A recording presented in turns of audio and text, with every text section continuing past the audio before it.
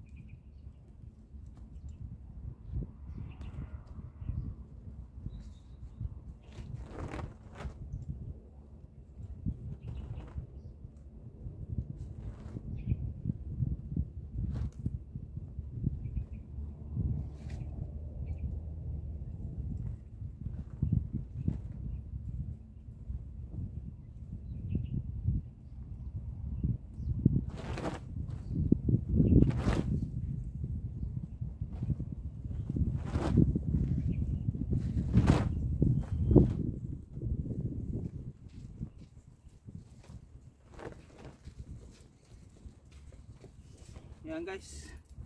So ayan naman, timbangin natin. Ayan, 14 pieces. Kasi basta tandyanin natin na 2 kilos. Ayun, sumabit.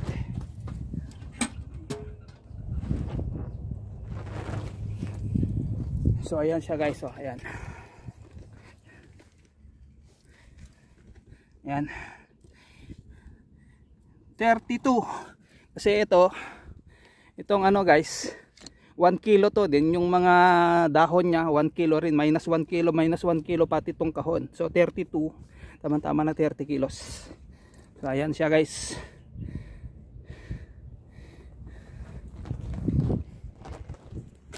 Yan ang ating harvest ngayon. Thank you so much.